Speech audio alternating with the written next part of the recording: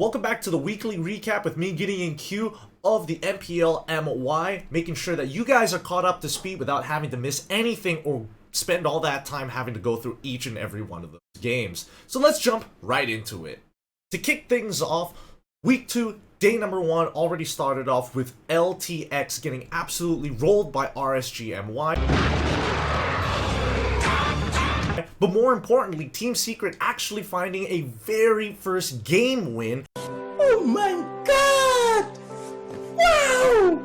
Against none other than SRG. An impressive series overall, still ending in favor of SRG 2-1, but this is the very first time we got to see Team Secret's mic check in a very long time, breaking the losing streak, but more importantly, hopefully in the upcoming weeks, we do see the potential that they might be able to take a series away. So, it's pretty impressive, and hopefully you keep your eyes on Team Secret, because they might continue to improve throughout the week.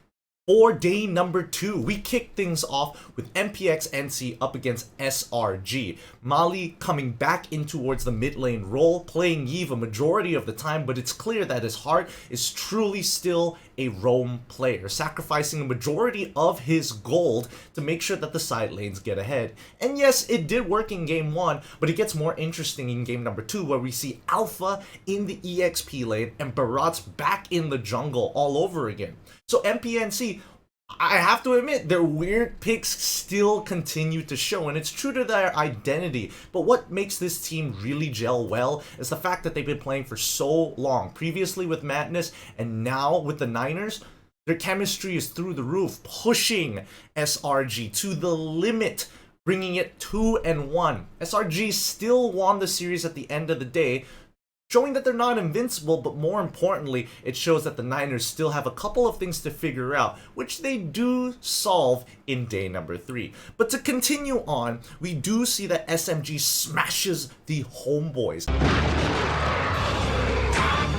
After having an incredible week number 1 for the Homebois, it was surprising to see that SMG dominated them so easily. Having both their games based around slowing Chibi, it felt like Homebois lost direction very quickly, with nobody brave enough to actually commit to the play after it was punished early on within the first 4 to 5 minutes of both of their games. More importantly, we jump over to Red versus Todak. Now, Red came up with a solid strategy of shutting down Chiku right from the get-go.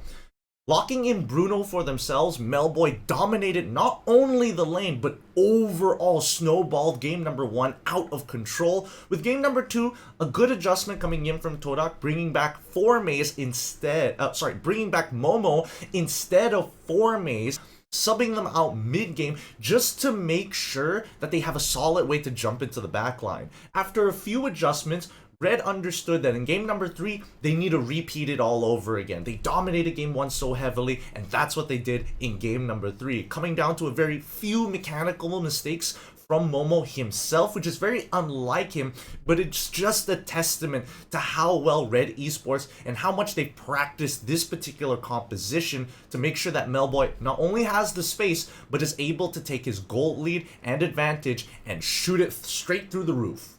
Day number 3, we see Team SMG absolutely smash Team Lunatix in a very quick 2-0, but more importantly, they're just buffering their KDA throughout that game, so I would think it's a nothing game.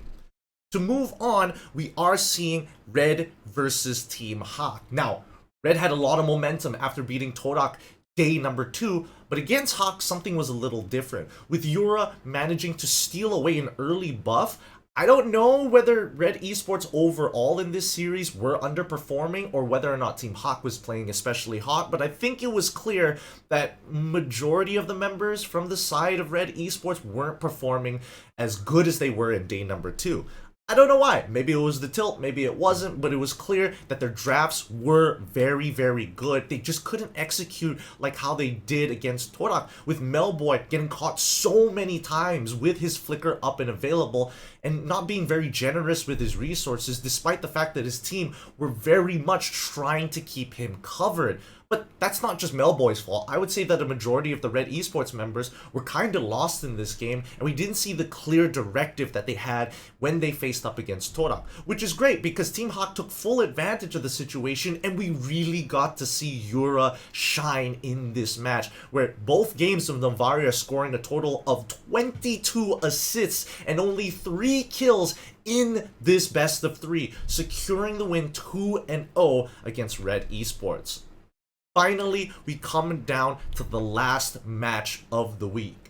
MPNC up against Homebois. Now, Homebois didn't play very well in day number 2, and the trend continued in day number 3, with MPX NC taking full advantage of the Homebois, who just seemed really lost. They dominated this matchup. From the draft, we do see some pocket picks, and yes, it did go 2-1, but that was off of a mistake coming in from Zabs in game number 1 from the Wan having dominated a majority of the game. And even in an interview, a press conference interview that happened the day before, it was clear that MPX NC were extremely prepared to abuse Homeboy's mistakes. Having no direction with Chibi slowed down in the jungle, MPX NC made sure that their teamfight composition had no holes, pulling a lot of inspiration from the Ube strat, seeing Florin, after so very long, played at such a high level by MPNC. We got to see